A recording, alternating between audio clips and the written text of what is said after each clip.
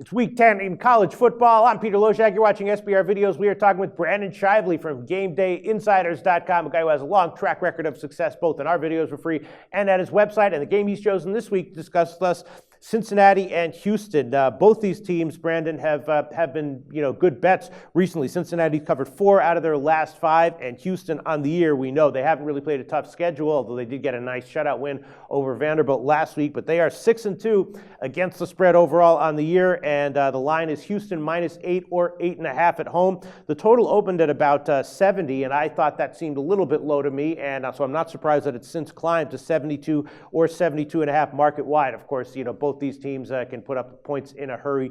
35 from each of them would not at all be unthinkable. So I was leaning over on the opener. I did bet it a little bit. I'd probably be leaning over even at 72 at the current line. Brandon Shively, why'd you pick this game, and what do you like here? I like Cincinnati plus the points right here, Peter.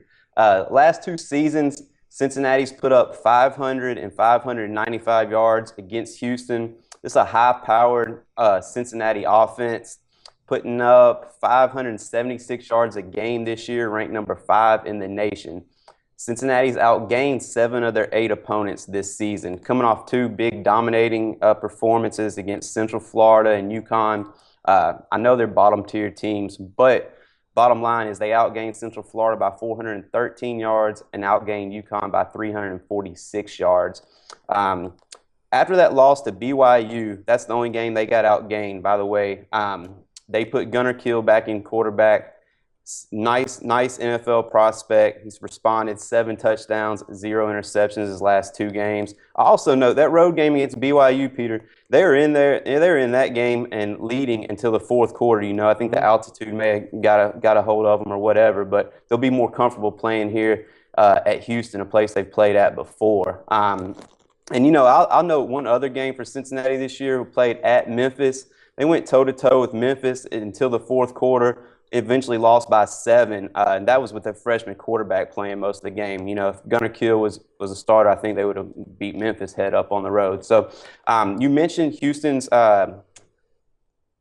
their strength of schedule hasn't been very strong. Louisville looks like the toughest team they've played. It's a Louisville team. It's 4-4 on the season. They are only scoring 24 points a game. So that's not too much of a big time win there either. And final note I'll make.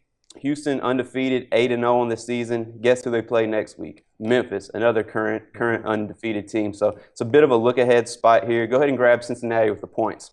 All right now 8.5 is one of the market-wide numbers. Brandon Shively from GameDayInsiders.com recommending play on Cincinnati plus 8.5. Brandon Shively, give us a plug for your website, GameDayInsiders.com. Yeah, Peter, at GameDayInsiders.com, you can go there. On the homepage, you can click on the premium membership.